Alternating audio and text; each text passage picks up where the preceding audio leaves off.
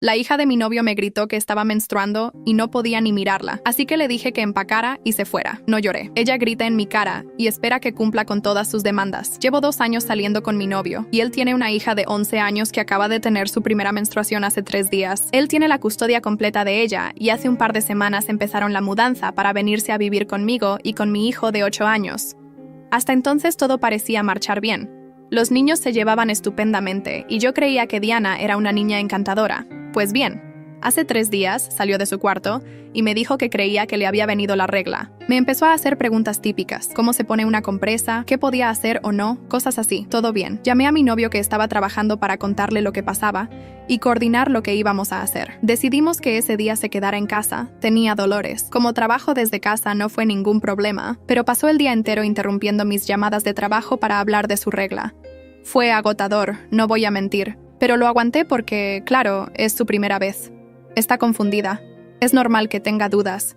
El problema no fue eso. Fue lo que ocurrió después. Durante el día estaba de buen humor, pero en cuanto llegaron mi hijo y mi novio a casa, todo se convirtió en una zona de guerra. Mi hijo le preguntó si quería jugar con él, y ella le gritó en la cara, «Estoy con la regla», y le dio un portazo en la cara. Mi niño salió despedido y chocó contra la pared. Se le puso el hombro morado y se dio un golpe en la cabeza con el marco de la puerta. Mi novio fue a hablar con ella y ella se puso a llorar. «Estoy con la regla, no quiero que se me acerque». Y él, en vez de corregirla, le perdonó el numerito. Eso ya me puso de los nervios. Al día siguiente teníamos planeado un día de playa. Lo habíamos organizado hacía más de una semana, pero Diana se puso como loca, montó un escándalo, gritando y pataleando.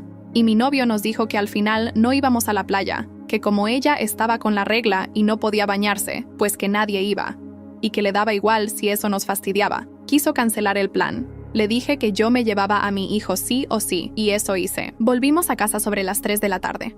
No había pasado ni media hora desde que le pedí a Diana que hiciera la maleta y se fuera. Cuando escuché el motor del coche de Javier aparcar frente a casa, lo vi desde la ventana. Bajó del asiento del conductor como un volcán a punto de estallar, con pasos largos, furiosos, y la cara tan roja que no supe si era por el frío o por la rabia. Diana bajó detrás de él, los ojos inflamados pero sin soltar ni una lágrima. Yo me quedé quieta en el salón, con mi hijo dormido en el sofá y el corazón latiéndome en la garganta. No era miedo, era una mezcla amarga de rabia contenida y decepción. Cuando abrió la puerta con su llave, el silencio en la casa se volvió tan denso que se podía cortar con cuchillo. ¿Se puede saber qué demonios ha pasado?, espetó Javier apenas cruzó el umbral. Pregúntale a tu hija, le dije sin moverme. O mejor dicho, pregúntale por qué empujó a un niño contra una pared. Y después exigió que el mundo girara a su alrededor. Javier se quedó mudo por 2 segundos. Miró a Diana, luego me miró a mí. Ella lo agarró del brazo con esa mirada de cordero degollado que ya me empezaba a resultar insoportable. Pero esta vez había algo distinto. No estaba asustada, estaba calculadora, como si supiera que él haría lo que fuera por ella. «No puedes echar a una niña de 11 años a la calle, por favor, Lucía, ¿estás loca?» «No la eché a la calle», respondí con voz seca. «Le pedí que se fuera contigo. Lo que no puedo permitir es que mi hijo viva con miedo. ¿Está con la regla? ¿No controla lo que siente? ¿Y eso justifica que empuje a mi hijo? ¿Que lo insulte? ¿Que lo golpee con una puerta? ¿Que siga? ¿Romperle un brazo? ¿Apagarle un cigarro en la cara y decir que fue por el síndrome premenstrual?» Diana apartó la vista. Javier me miró como si no me reconociera, pero la que no lo reconocía era yo. ¿En qué momento había dejado de ser mi pareja? ¿Y se había convertido en el abogado defensor de una niña que claramente necesitaba límites urgentes? «Tienes que disculparte», dijo él, esta vez en voz baja. «¿Disculparme por proteger a mi hijo? Mira, Javier, si lo que quieres es vivir con tu hija sin cuestionarle nada, hazlo.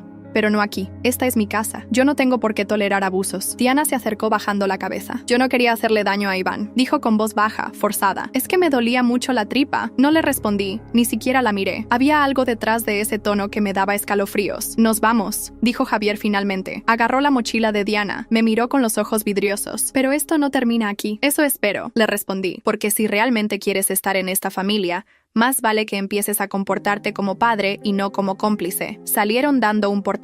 Me senté en el sofá, acariciando el pelo de Iván. No lloré, no me permití llorar. Había una parte de mí que seguía esperando que Javier recapacitara, pero otra más fuerte ya estaba trazando mentalmente los límites que jamás volvería a cruzar. Los días siguientes fueron de silencio total. Ni una llamada, ni un mensaje, hasta que el jueves recibí una llamada del colegio. «Señora Lucía, necesitamos que venga al despacho de dirección cuanto antes. Es urgente. Se trata de su hijo». El corazón se me detuvo. «¿Qué ha pasado?», pregunté. La directora dudó. «Su hijo ha tenido un incidente con una alumna. Alguien que no debería estar allí. Diana. Cuando escuché el nombre de Diana salir de la boca de la directora, sentí como un frío inmenso me recorría la espalda, como si alguien hubiera abierto una ventana en pleno invierno y me hubiera dejado expuesta a una corriente de aire helado. Apreté el teléfono con tanta fuerza que casi sentí crujir el plástico en mi oído. ¿Está bien mi hijo?, pregunté con la voz quebrada, tratando de mantener la calma, pero sintiendo que el corazón me latía tan fuerte que casi me dolía. Él está físicamente bien, señora Lucía, pero necesitamos hablar con usted en persona. Esto no puede esperar, insistió la directora, y su tono no me tranquilizó en lo absoluto. Me puse de pie tan rápido que casi tiré la mesa del comedor. Mi hijo, mi pequeño Iván, no importaba lo que estuviera haciendo. Todo pasaba a segundo plano si se trataba de él. Voy en camino, respondí antes de colgar. Me puse la chaqueta a toda prisa, cogí las llaves y salí de casa sin siquiera fijarme si había cerrado bien la puerta. Durante el trayecto en coche, mi mente era un torbellino. ¿Qué hacía Diana en la escuela? ¿Cómo era posible que se hubiera presentado allí? ¿Y por qué eso había terminado en un incidente con mi hijo? Todo lo que habíamos vivido en esos últimos días parecía desenredarse como un ovillo mal hecho, dejando a la vista los hilos rotos de una convivencia que yo había querido creer que funcionaría. Aparqué frente al colegio y caminé con paso apresurado hacia la entrada. La recepcionista me miró con una mezcla de nerviosismo y simpatía, como si supiera exactamente por qué estaba allí. La directora la está esperando en su despacho, al fondo del pasillo, me indicó señalando una puerta con una placa dorada. Golpeé 2 veces y entré sin esperar respuesta. Allí estaban, la directora, sentada detrás de su escritorio con las manos entrelazadas sobre los papeles, Javier, de pie, con el rostro tenso y los brazos cruzados, y Diana, sentada en una esquina con los ojos enrojecidos pero sin lágrimas. Ese mismo gesto de inocencia fingida que ya me era tan familiar. Pero no vi a Iván. ¿Dónde está mi hijo?, exigí al entrar. La directora se levantó de su silla. Está en la enfermería. Está bien, solo queríamos que no estuviera aquí mientras hablábamos de esto. Sentí un leve alivio, pero la preocupación no se fue. ¿Qué ha pasado?, pregunté, mirando a todos en la sala pero evitando la mirada de Javier. La directora suspiró, tomó un papel y lo dejó sobre la mesa. Parece que Diana ingresó al colegio esta mañana sin autorización. Al parecer se escabulló entre los padres que dejaban a sus hijos y llegó hasta el aula de Iván. Allí, según varios testimonios, empezó a gritarle que era un mentiroso, que por su culpa sus padres estaban peleados, que la odiaba y que ella nunca volvería a tener una familia por su culpa. Sentí que el estómago se me encogía. ¿Qué?, exclamé incrédula. Diana lo empujó. No fue grave, pero Iván cayó al suelo. Algunos niños se asustaron. Los profesores intervinieron de inmediato. Pero esto es grave, señora Lucía. Ella no debía estar aquí. No es alumna de este centro, y esta situación no puede repetirse. Miré a Javier, esperando que dijera algo, que al menos intentara disculparse, pero solo bajó la vista, apretando los labios. ¿Por qué la trajiste aquí?, le pregunté, sintiendo cómo la ira me subía desde el pecho. Él negó con la cabeza. No la traje, me escapó. Esta mañana me pidió que la llevara a casa de su abuela, pero parece que no fue allí. Diana soltó un sollozo, esa misma actuación que tantas veces había visto. Solo quería hablar con Iván, decirle que lo siento, pero él no me escuchó. Me dijo cosas feas. La directora la miró con seriedad. Diana, varios niños dicen que tú lo insultaste primero, que entraste gritando. Diana bajó la cabeza, mordiéndose el labio. Javier suspiró, llevándose las manos a la nuca. Lucía, esto fue un error. No volverá a pasar. No volverá a pasar porque no va a volver a estar cerca de mi hijo. Respondí con firmeza, mirando directamente a la directora. ¿Está Iván listo para irse a casa? Ella asintió. Sí, pero señora Lucía, vamos a tener que hacer un reporte. Esto involucra a un menor externo a la institución. Entiendo, respondí, aunque en mi interior hervía. Lléveme con mi hijo. Seguí a la directora hasta la enfermería. Allí estaba Iván, sentado en una camilla, con una bolsa de hielo sobre el codo y los ojos cansados. Al verme, se iluminó su carita y corrió a abrazarme. Mamá, no hice nada, solo estaba en clase y ella vino a gritarme, me dijo con voz temblorosa. Lo sé. Amor, lo sé. No tienes que explicarme nada, le susurré, abrazándolo con todas mis fuerzas. Salimos del colegio bajo la mirada de Javier, que ni siquiera intentó detenernos. Subí a Iván al coche y conduje de regreso a casa en silencio, mientras en mi mente se dibujaban las palabras que ya sabía que tendría que decir muy pronto. Este no era el hogar que había imaginado para mi hijo. Este no era el futuro que había querido construir con Javier. Algo dentro de mí había roto definitivamente. Esa noche, mientras Iván dormía profundamente en su cama, yo me senté en la cocina con una taza de té entre las manos, mirando la ventana, como si en la oscuridad pudiera encontrar alguna respuesta. La casa estaba en silencio, pero mi mente era un hervidero de pensamientos. Cada escena de los últimos días pasaba por mi cabeza como una película interminable. El portazo, el grito de Diana, la mirada de Javier defendiendo lo indefendible, la llamada del colegio. Todo se amontonaba en mi pecho, formando un nudo que me dificultaba respirar. ¿En qué momento todo se había salido tanto de control? ¿Cuándo fue que dejé de ser la mujer que ponía límites, que sabía lo que quería, para convertirme en alguien que pedía permiso para defender a su hijo? Di un sorbo al té, ya frío, y lo dejé sobre la mesa. Me levanté, caminando de un lado a otro, intentando encontrar las palabras correctas, como si ensayara un discurso frente a un público invisible. Sabía que Javier llamaría, sabía que aparecería por la puerta con esa expresión de arrepentimiento, con esas promesas vacías que tantas veces había escuchado, pero esta vez no sería igual. Esta vez no bastaría con palabras, no bastaría con un «lo siento». El sonido del timbre me sacó de mis pensamientos. Miré el reloj, las 10 de la noche. Suspiré. Por supuesto que era él. Caminé hacia la puerta y miré por la mirilla. Allí estaba, con el rostro cansado, con ojeras marcadas y las manos en los bolsillos. Pero no venía solo. Diana estaba detrás de él, abrazada a su mochila, los ojos brillando en la penumbra. «Lucía, por favor, tenemos que hablar», dijo Javier apenas abrí la puerta. Me quedé en el marco, bloqueando el paso. «No, aquí no, esta noche, por favor», insistió. «Diana no tiene dónde quedarse. Tiene abuela, tiene otros familiares. No me digas que no tienes opciones, Javier», respondí con firmeza. Diana soltó un sollozo y se aferró al brazo de su padre. «No quiero ir a casa de la abuela. Ella me odia». «Nadie te odia, Diana, pero tampoco puedes venir aquí a lastimar a Iván», le respondí sin alzar la voz, pero con una claridad que cortaba como cuchillo. Javier suspiró, pasándose la mano por el rostro. «Lucía, es una niña, cometió un error. Está lidiando con muchas emociones nuevas. Necesita comprensión». ¿Y mi hijo no merece comprensión? ¿No merece seguridad? ¿No merece que su hogar sea un lugar donde no lo agredan? Solté, sintiendo cómo las palabras salían más rápidas de lo que podía procesarlas. «No es tan simple», murmuró Javier. «Sí lo es. O la corriges o la solapas, pero si eliges lo segundo, no hay espacio para ti aquí», le dije, sintiendo que cada palabra era una piedra que me pesaba en la lengua, pero que debía soltar. Diana empezó a llorar, esas lágrimas silenciosas que parecían gotas cuidadosamente colocadas para inspirar lástima. «No quiero separarme de papá», murmuró, escondiendo el rostro en su pecho. Javier me miró, los ojos brillantes. «Por favor, Lucía, solo esta noche. Mañana busco una solución». Cerré los ojos por un instante, intentando calmar la tormenta interna que amenazaba con hacerme gritar. Pensé en Iván, en su carita herida, en su mirada triste. Pensé en mí, en todas las veces que había cedido, que había puesto las necesidades de otros por encima de las nuestras. Y supe que esta vez no podía hacerlo. Abrí los ojos y negué lentamente. «No, Javier, esta noche no. Esta casa es de Iván y mía. Es su refugio. No voy a permitir que vuelva a sentir miedo aquí». Javier bajó la cabeza derrotado. Diana seguía llorando, pero no hizo ningún intento por acercarse. «Está bien», murmuró él finalmente.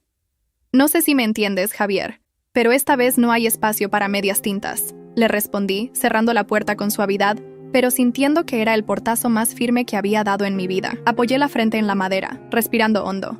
Al otro lado no escuché reproches, ni gritos, ni súplicas, solo pasos que se alejaban lentamente. Me quedé allí varios minutos, escuchando el silencio, hasta que me atreví a volver al salón. Me asomé a la habitación de Iván. Dormía plácidamente, abrazado a su peluche favorito, ajeno a la tensión que flotaba en el aire. Me senté a su lado, acariciándole la frente. «Te prometo que nunca más vas a tener que vivir con miedo, mi amor», susurré. Esa noche, por primera vez en mucho tiempo, dormí tranquila. No porque todo estuviera resuelto, sino porque había tomado una decisión. Al día siguiente me despertó el sonido del móvil. Era un mensaje de Javier. «Voy a buscar ayuda. Diana necesita terapia. Gracias por poner límites donde yo no supe hacerlo. Espero que algún día podamos arreglar esto. Te quiero». No respondí, no porque no lo quisiera, sino porque sabía que las palabras ya no eran suficientes. Sabía que para construir algo sólido no bastaba el amor. Hacía falta respeto, y respeto era exactamente lo que estaba reclamando. La mañana siguiente transcurrió en una calma extraña, como si la casa hubiera respirado por primera vez en semanas. Iván desayunó tranquilo, hablándome de su clase de ciencias, sin mencionar a Diana, sin siquiera preguntar por Javier. Yo lo escuchaba sonriendo, agradecida por su inocencia, pero con un peso en el pecho que no desaparecía. Sabía que ese silencio era frágil, que no duraría, y no me equivoqué. A las 11 de la mañana, el timbre volvió a sonar. Me asomé por la ventana antes de abrir. Era Javier, solo esta vez, sin Diana. Vestía la misma chaqueta del día anterior, las ojeras más pronunciadas, el gesto serio. Abrí la puerta con cautela, sin invitarlo a pasar. «¿Podemos hablar?», preguntó, su voz apagada, como si llevara horas ensayando ese tono. Asentí y salí al porche, cerrando la puerta atrás de mí. «¿Dónde está Diana?», pregunté cruzando los brazos. «En casa de su madre», respondió bajando la mirada. La llamé anoche, le expliqué todo. No fue fácil convencerla de recibirla, pero al final aceptó. Me quedé en silencio, procesando sus palabras. ¿Por qué no lo hiciste antes, Javier? ¿Por qué tuvo que llegar a esto? Él suspiró. Se sentó en los escalones del porche y se pasó las manos por el rostro, porque tenía miedo de fallarle como padre, miedo de repetir los mismos errores que cometieron conmigo. Lo miré, esa confesión desarmándome un poco. Protegerla no significa justificarlo todo, Javier. No puedes enseñarle que el amor incondicional es sinónimo de impunidad. Él asintió lentamente. Lo sé ahora, y siento no haberlo visto antes. ¿Qué vas a hacer? Pregunté, aunque en el fondo ya sabía la respuesta. Buscar ayuda para ella y para mí. Diana necesita terapia. Y yo necesito aprender a ser un mejor padre. No puedo seguir haciéndolo solo. Me senté junto a él, suspirando. Javier, ¿entiendes que no puedo permitir que vuelva aquí mientras no haya un cambio real? Lo entiendo, de verdad que sí, respondió mirándome a los ojos. Solo no me alejes de ti, Lucía. No me alejes de Iván. Sentí como la garganta se me cerraba. No te estoy alejando, Javier, pero tienes que demostrarme que puedes ser alguien seguro para nosotros. No solo alguien que ama, sino alguien que sabe proteger. Alguien que pone límites. Él asintió otra vez, esta vez con más fuerza, te lo prometo. Guardamos silencio unos segundos. El canto lejano de un pájaro rompió la quietud de la mañana. Te voy a dar tiempo, Javier, pero no puedo darte garantías, le dije finalmente. Tómate el tiempo que necesites, respondió poniéndose de pie. Estaré aquí, no me rendiré.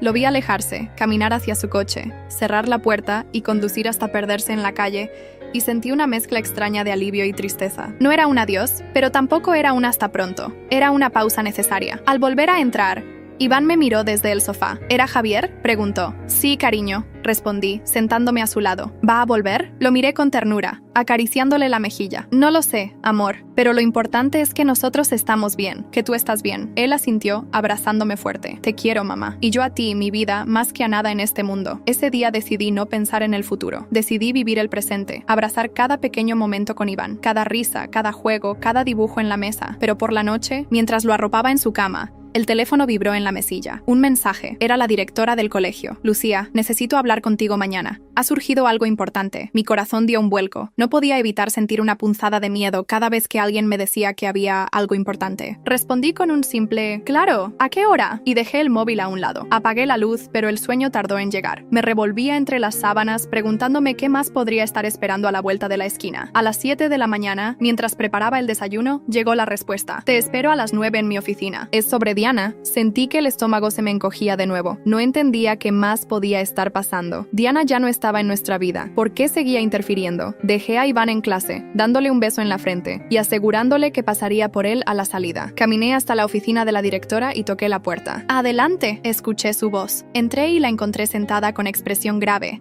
sosteniendo un expediente entre las manos. Gracias por venir, Lucía, dijo. ¿Qué ocurre?, pregunté, sentándome frente a ella. Esta mañana recibimos una llamada anónima. Alguien dijo que debía revisar las cámaras de seguridad del colegio, específicamente las del área de juegos del martes pasado. Fruncí el ceño. ¿Por qué? La directora suspiró, abrió el expediente y sacó unas capturas impresas. Me las tendió. Diana no solo empujó a Iván ese día, lo estaba acosando desde hacía semanas. Miré las imágenes, sintiendo un nudo en la garganta. Allí estaba Diana, parada detrás de Iván, jalándole la mochila, empujándolo, haciéndole zancadillas, mientras otros niños reían o miraban sin intervenir. ¿Por qué nadie me dijo nada?, pregunté, la voz temblorosa. Ningún maestro lo vio, y los niños no siempre hablan. Pero alguien envió este aviso. No sabemos quién. Me quedé mirando las fotos, sintiendo como la ira, la tristeza y la impotencia se mezclaban en mi pecho. Gracias por mostrarme esto, dije finalmente, devolviendo las imágenes. Voy a proteger a mi hijo, cueste lo que cueste. La directora asintió. Cuenta con nosotros. Me levanté con las piernas temblorosas. Sabía que esto no había terminado, pero esta vez no iba a esperar a que las cosas se arreglaran solas. Esta vez iba a pelear.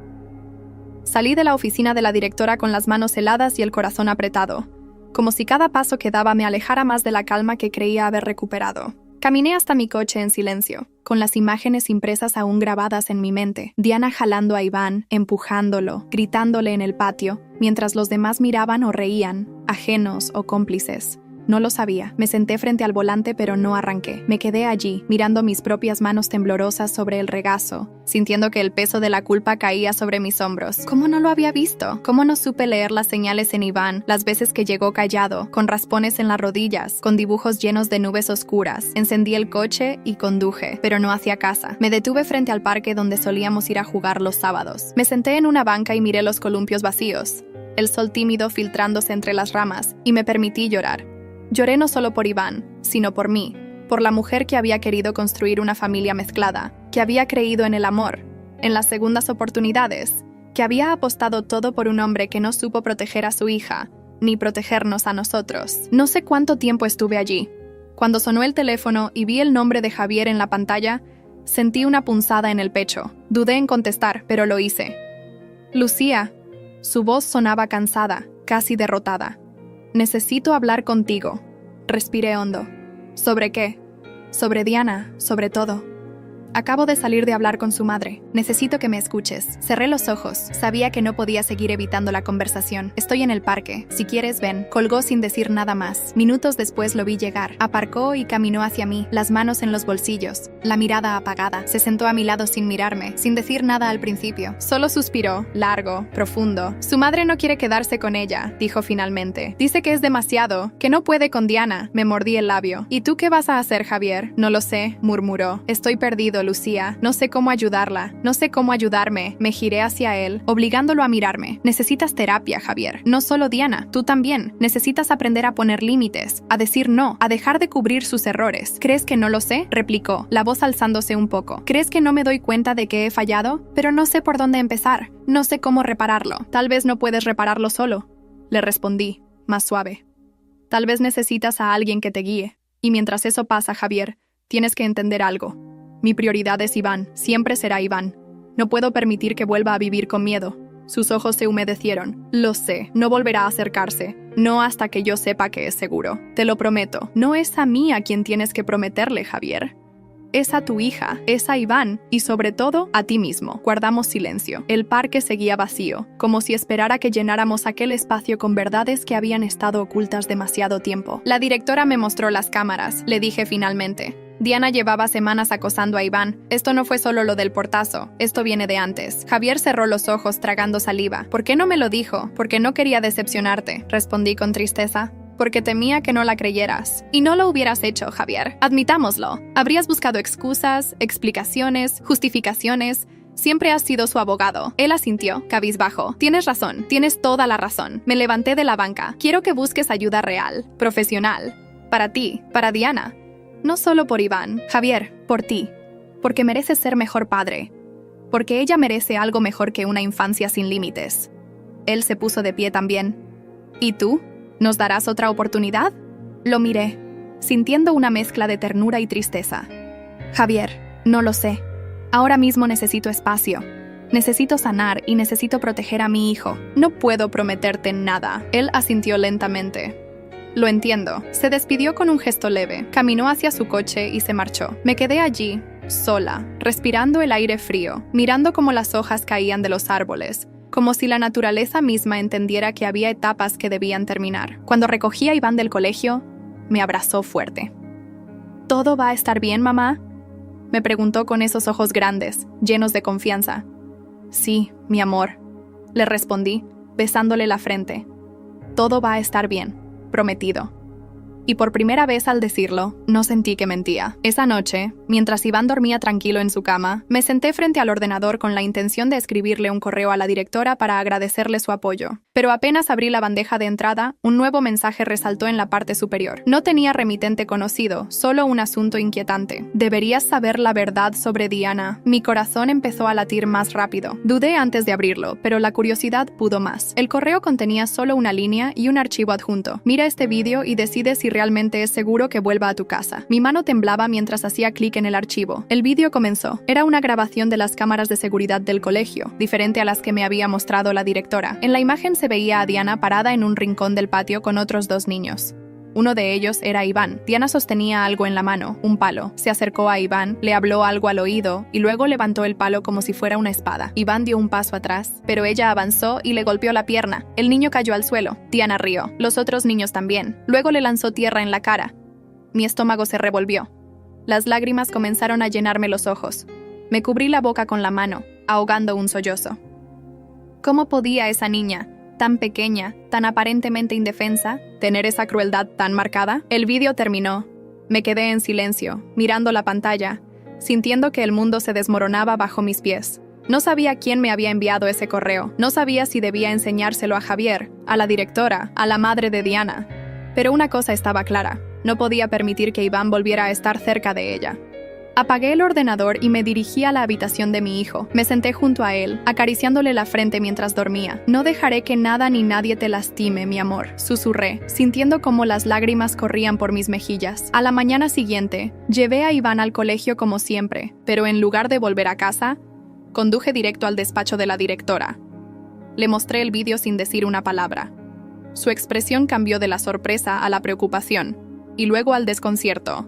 Esto es grave, murmuró, muy grave. ¿Qué vamos a hacer?, pregunté, la voz rota. La directora se levantó de su silla, caminó nerviosa por la oficina. Lucía, necesito saber de dónde salió este vídeo. No podemos usarlo oficialmente si no sabemos su procedencia. Me lo enviaron anoche, no sé quién fue. Ella suspiró. Aún así, con lo que ya hemos visto y los testimonios de los profesores, esto refuerza el patrón. Voy a escalarlo al equipo de protección escolar y tendremos que notificar a servicios sociales. Mi corazón dio un vuelco. ¿Servicios sociales? La directora asintió, mirándome con seriedad. Lucía, esto no es solo un problema escolar. Diana está mostrando conductas agresivas que necesitan intervención profesional. Y si su madre ya ha dicho que no puede hacerse cargo, las autoridades tendrán que evaluar su situación. Me llevé las manos a la cabeza, intentando procesar sus palabras. ¿Qué pasará con ella? No lo sé, admitió. Pero al menos sabremos que estará en un lugar donde puedan ayudarla y donde Iván esté seguro. Asentí, aunque la tristeza me embargaba.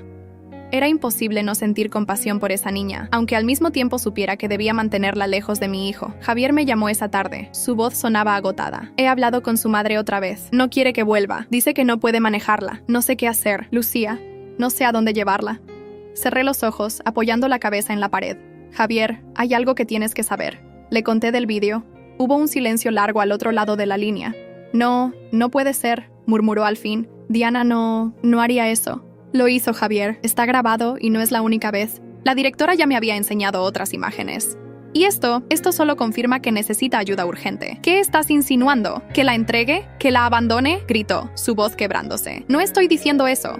Estoy diciendo que la ayudes, pero no puedes hacerlo solo. No puedes traerla de vuelta aquí. No puedes ponerla cerca de Iván mientras no haya recibido tratamiento. No es seguro, Javier. Lo escuché sollozar al otro lado. Es mi hija, Lucía. Es mi niña. Sentí como se me rompía el alma. Lo sé, pero también es mi hijo, y tengo que protegerlo. Si no puedes elegir, entonces yo ya elegí. Javier guardó silencio. Luego colgó. Me quedé allí, sentada en el suelo de la cocina, mirando el móvil apagado, sabiendo que quizás esa llamada había sido un cierre, o quizás un nuevo comienzo. No lo sabía. Solo sabía que mi hijo me necesitaba fuerte, y esta vez no iba a fallarle. El silencio tras la llamada de Javier fue como un vacío inmenso que se apoderó de la casa. Me quedé sentada en el suelo, abrazando mis rodillas, sintiendo como las lágrimas caían sin que pudiera detenerlas. Era un llanto distinto, no solo de tristeza, sino de impotencia, de rabia, de dolor acumulado. ¿Cuándo comenzó todo a desmoronarse? ¿En qué momento la vida que soñé para Iván se convirtió en esta lucha constante entre protegerlo y no destrozar a quienes alguna vez amé? El sonido del timbre me sobresaltó. Me levanté despacio, temiendo quién podía ser. Me asomé por la mirilla. Era Javier, solo.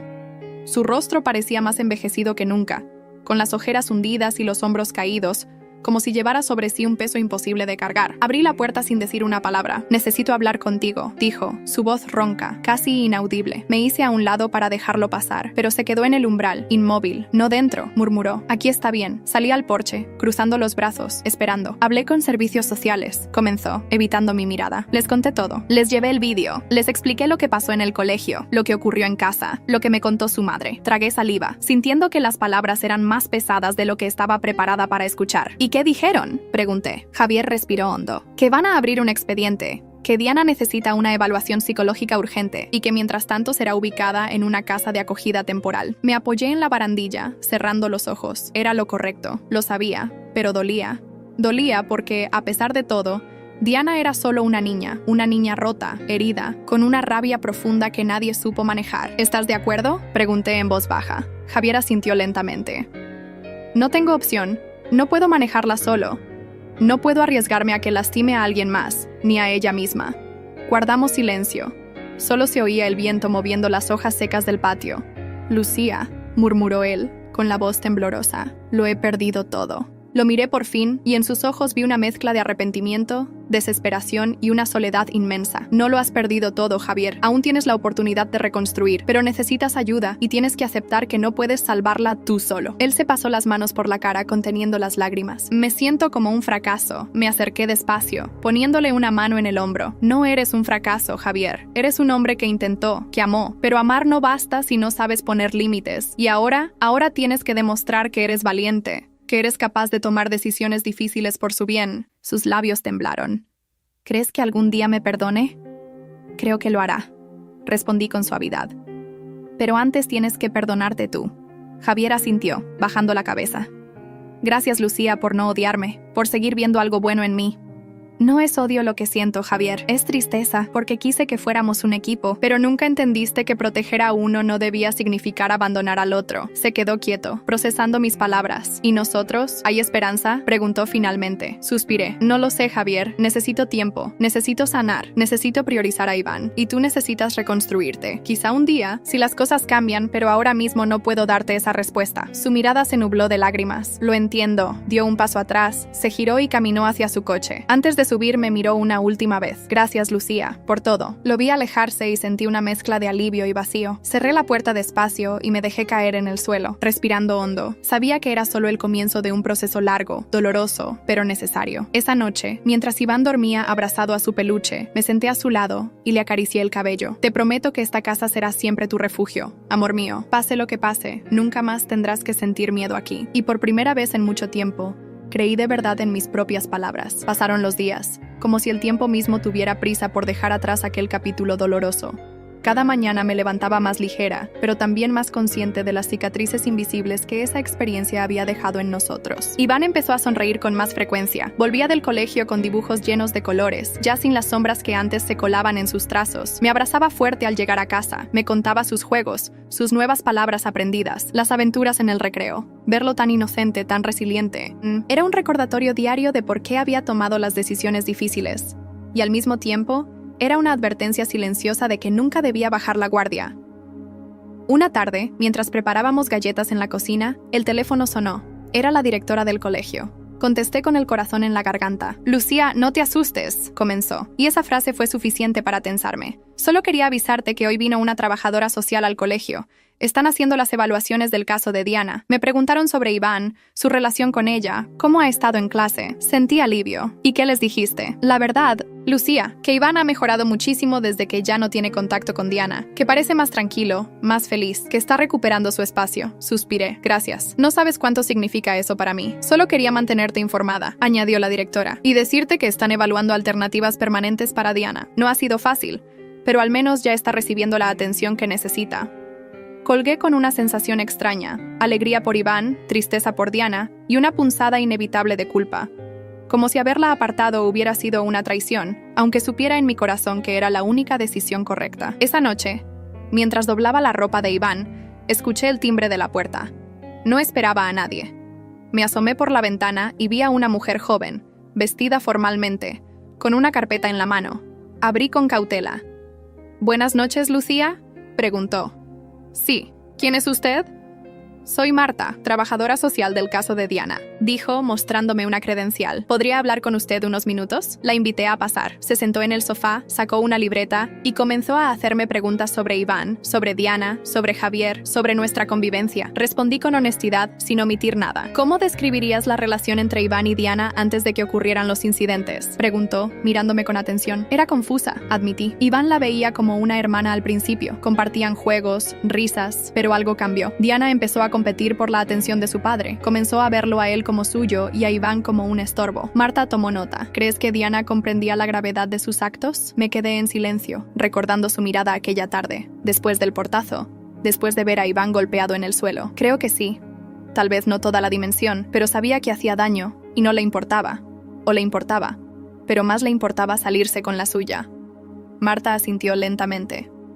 Lucía, no sé si esto te dará paz o te preocupará más, pero Diana ha sido evaluada por varios especialistas esta semana y los resultados preliminares apuntan a que está lidiando con un trastorno de conducta oposicionista desafiante. No es solo rebeldía, es más profundo, más complejo. Sentí como el aire se me escapaba de los pulmones. ¿Qué significa eso para ella?, pregunté temerosa. Que necesitará intervención profesional a largo plazo, terapia intensiva, un entorno estructurado y probablemente no pueda vivir en un ambiente sin supervisión constante durante años. Me cubrí la boca. Pobre niña, lo sé, murmuró Marta. Pero estás haciendo lo correcto, Lucía. Al poner límites, al proteger a Iván, no la estás abandonando. Estás dejando que profesionales hagan lo que tú no podías.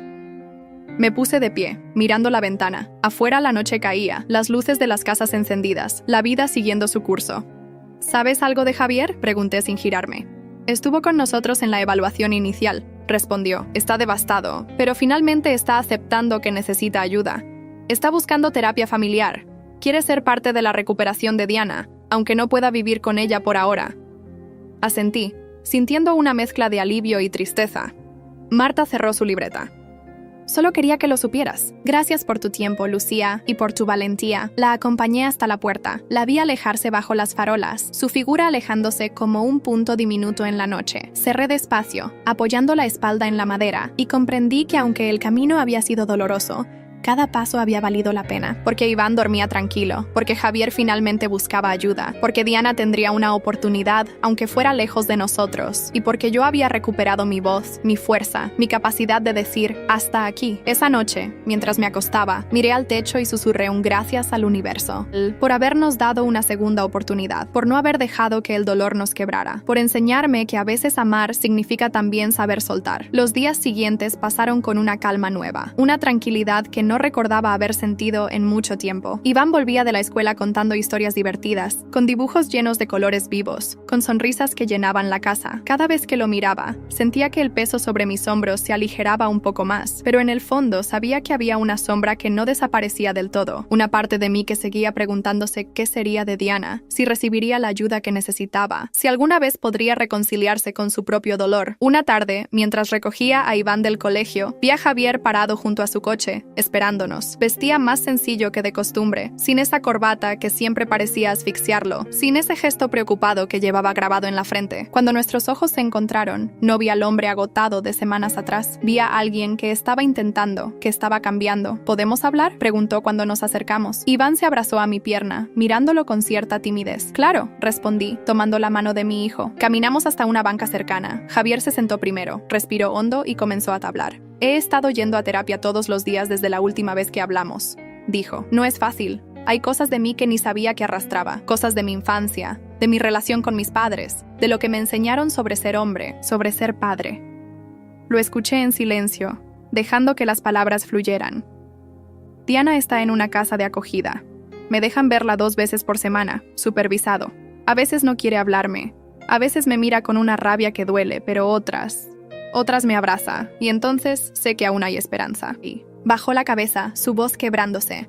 Sé que no puedo traerla de vuelta contigo, sé que no puedo pedirte eso, pero quería que supieras que estoy haciéndolo, que estoy intentando ser mejor. Me quedé mirándolo, procesando sus palabras. ¿Y cómo está ella?, pregunté al fin. Javier suspiró, confundida, enojada, triste, pero también más tranquila. Me dijeron que las primeras semanas son las más duras, que necesita tiempo, que necesita entender que las reglas no son castigos, que los límites no son odio. Asentí lentamente. Me alegra saber que está recibiendo lo que necesita. Javier levantó la mirada, sus ojos brillando de emoción contenida. Lucía, yo no vine a pedirte volver. Sé que no es momento, solo quería agradecerte, porque si no hubieras puesto esos límites, yo seguiría ciego, seguiría creyendo que amar es decir sí a todo, y eso casi me hace perderlo todo. Me senté junto a él, mirando a Iván que jugaba con una piedra en el suelo. Javier, no fue fácil, me dolió, me sigue doliendo, pero no me arrepiento, porque también me enseñaste algo. Me enseñaste que incluso cuando amas, tienes que saber decir basta. Guardamos silencio un momento, observando a Iván. ¿Crees que algún día podamos volver a hacer algo?, preguntó Javier con cautela. Sonreí suavemente,